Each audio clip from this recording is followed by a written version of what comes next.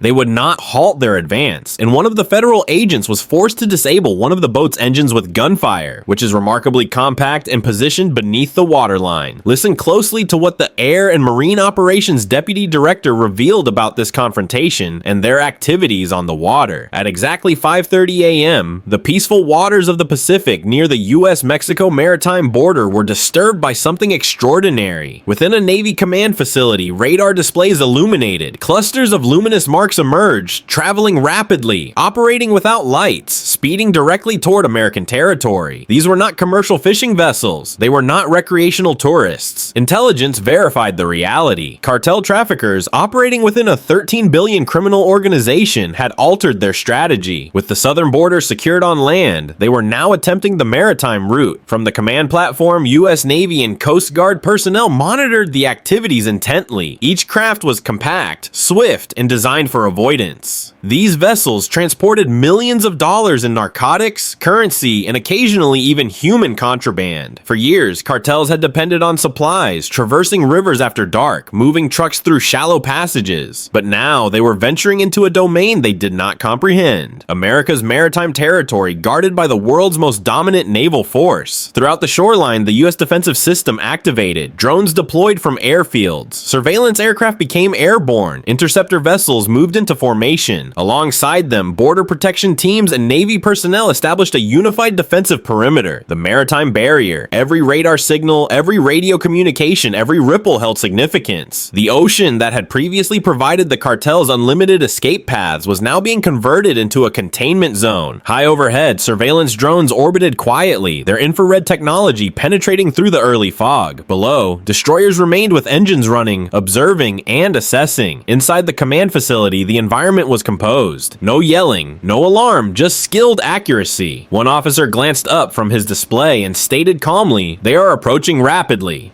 And in that instant, the tranquility of sunrise transformed into something different, the beginning of a new form of border confrontation. Before we reveal how it unfolded, make certain to like, comment, and subscribe, because what occurs next may alter how you perceive America's struggle for security. As the radar signals increased and the vessels approached closer to U.S. territory, communication channels activated from the Pacific Command Center to Washington. Every second mattered. Intelligence personnel transmitted live information, heading, velocity, proximity. The sequence was undeniable. These boats were not wandering by accident. They were executing a calculated course toward America's coastline. From the Situation Chamber, the directive from the White House was swift and resolute. President Donald Trump spoke to the nation's security leadership directly. "Under my administration, no criminal organization will ever establish presence on American territory. We will pursue them at the border, at sea, and wherever they believe they can conceal themselves. America's boundaries are protected, and our Navy will ensure they remain that way." Those statements resonated through the operation centers like a declaration of intent. For the men and women stationed at sea, it was not politics, it was certainty. The objective was straightforward: stop them before they arrive at American waters.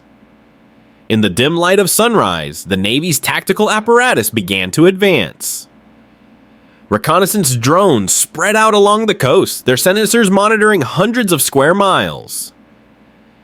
In the atmosphere, P-8 Poseidon surveillance aircraft locked onto radar signals, transmitting coordinates to destroyers positioned just beyond the skyline. On the water, Coast Guard interceptors waited silently, prepared to accelerate forward at instruction. Inside the operations center, one commander issued the directive: initiate maritime interdiction protocol. Screens updated, target parameters tightened. The U.S. defense infrastructure spanning satellites, drones, and sonar was completely operational. What the cartels did not understand was that every action they executed had already been charted. For weeks, Navy intelligence had been monitoring their supply channels, documenting refueling locations, and capturing encrypted radio communications. What appeared like a surprise offensive was, in reality, advancing straight into an American trap constructed from intelligence, patience, and capability. The atmosphere across the fleet was measured assurance. No yelling, no haste, just discipline. Because when the United States acts to protect its border, it does not waver. It performs with accuracy. And as the president's statements echoed in every operator's consciousness, a single understanding carried through the fleet: they can flee, but they will never escape America's grasp. Do you support President Trump's determination to protect every portion of America's border. Press like, if you maintain that no criminal organization should ever contact U.S. territory. By 6:04 a.m., the silent tension shattered. On the skyline, three dark shapes cut through the surf. Cartel speedboats advancing fast and low, motors thundering against the currents. Their intention was obvious. Reach the border before the Navy could eliminate the distance. From the cabin of an MH-60R Seahawk, the ocean appeared like a grid of motion and thermal energy. Infrared sensors monitored every acceleration of their engines, every cloud of emissions. Target groups verified. The pilot communicated. Three fast movers heading north. Below, a Coast Guard interceptor surged from its patrol position. On board, gunners stabilized their equipment, anticipating the command. Over encrypted communications came the steady voice of authority. Rules of engagement authorized. Disable. Do not destroy. Warning transmissions echoed across loudspeakers. This is the United States Navy. Cease your engines immediately or you will be disabled. No acknowledgement. The traffickers accelerated harder, spray bursting off their hulls as they maneuvered between currents. They understood the shoreline was minutes distant, but the Navy had already sealed the containment. In the atmosphere, Poseidon reconnaissance drones transmitted real-time imagery to command. The lead helicopter modified its position, focusing onto the first boat. Visual confirmed. Aligning shot at 400 feet. The gunner activated the trigger. 3 measured bursts. Metal fractured and the left engine of the cartel's lead craft erupted in vapor. The boat swerved erratically, decelerating to a crawl. The second boat attempted to maneuver wide, hoping to escape through shallow surf, but a drone transmission passed its coordinates to an interceptor positioned ahead. Another brief burst of targeted fire. Its engine destroyed, its trail fading to nothing. Within minutes, 2 of the 3 cartel boats were immobilized in the water, drifting powerlessly. The third decelerated. Understanding resistance meant seizure or worse. From the command facility, the Navy officer's tone remained steady. Verify disablement. Maintain 0 fatalities. It was concluded almost as rapidly as it commenced. The U.S. had operated with surgical precision, swift, disciplined, decisive. As the intercepted boats remained under supervision, the question persisted across the communications and in every American household viewing the footage later. What would you do if cartels attempted to force their way into your maritime territory? For the Navy, the response had already been delivered. Composed power, complete control, 0 apprehension. That is American accuracy and demonstration. If you are proud of how composed and precise our Navy functions, strike that like button and comment to support them. By mid-morning, the sea had become tranquil again, but what the Navy had prevented was only the surface of something much more extensive. Intelligence assessments began to arrive. Charts, satellite photographs, and intercepted conversations exposing a network that extended far beyond the skyline. These were not minor smugglers. They were part of a criminal organization worth over $13 billion, an operation that functioned like a private military, encrypted communications, custom-built speedboats, concealed fuel stations along the Mexican coastline. Every delivery was organized with military accuracy, transporting narcotics, currency, and people across thousands of miles. Each successful operation could generate $40 to $50 million,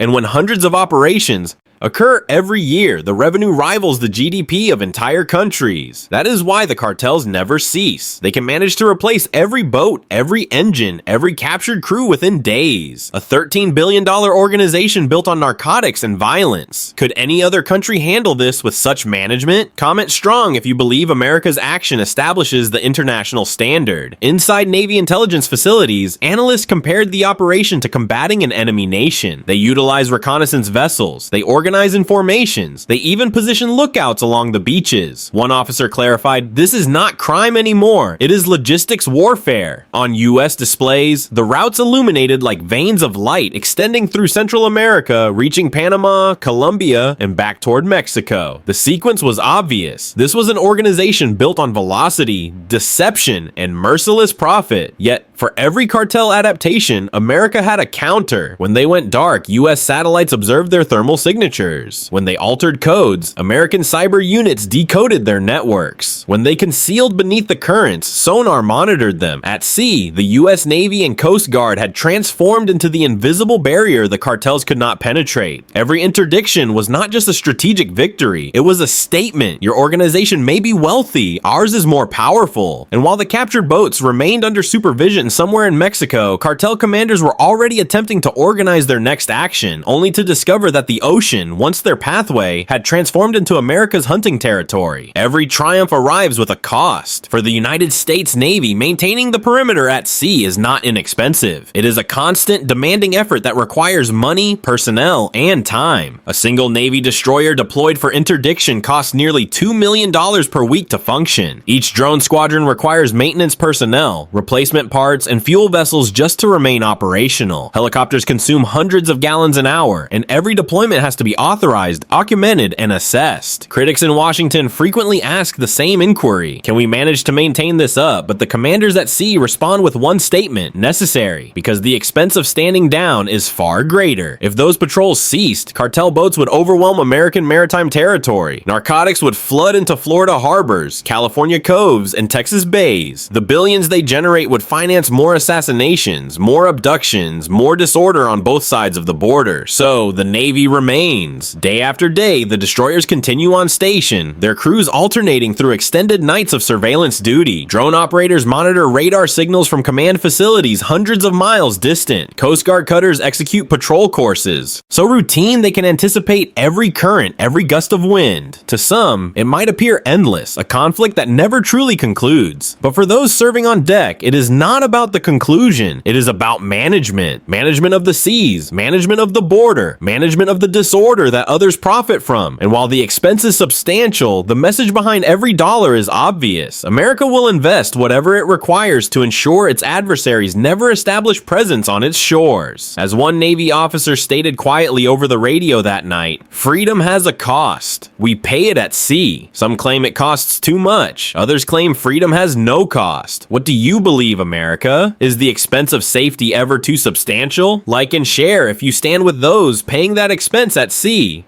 While the cartel organization kept searching for new methods to attack, America was already advancing faster. The battlefield had transformed from weapons and boats to sensors, drones, and information. In early 2025, the US Navy introduced a new instrument that did not fire missiles or bullets. It was designated the XP-4 Unmanned Aerial System, a streamlined fold-wing drone engineered to patrol the ocean for hours, monitoring hundreds of miles of open water. Unlike manned aircraft, the XP-4 could remain aloft all day and night at a fraction of the expense. It carried high-resolution sensors, thermal detectors, and even emergency supply containers. It was the Navy's vision that never closed. From its first operation, the difference was substantial. So, what do you believe, America? Should these cartels be treated as simple criminals or as the international threats they have become? Comment your response, press like, and subscribe, because this struggle for our borders is far from where traffickers once depended on darkness, radar interference, and silent motors. Now the XP-4 observed everything, every action, every thermal signature, every concealed inlet. One commander described it as a digital barrier over the ocean, but the cartels were not unaware. They modified too. Intelligence began to emerge of camouflage coverings, decoy vessels, even portable interference devices purchased from foreign providers. The cartel was attempting to turn the ocean into confusion, hoping to overwhelm American systems. It did not succeed. The Navy responded with AI-driven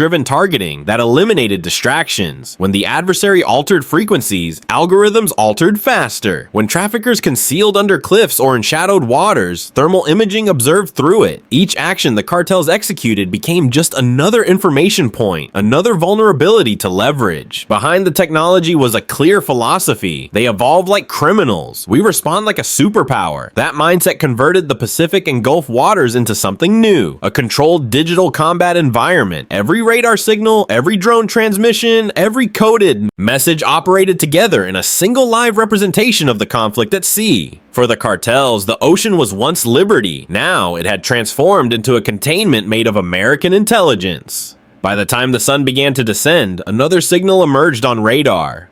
3 new boats advancing fast, accelerating north at maximum velocity. The sequence was the same.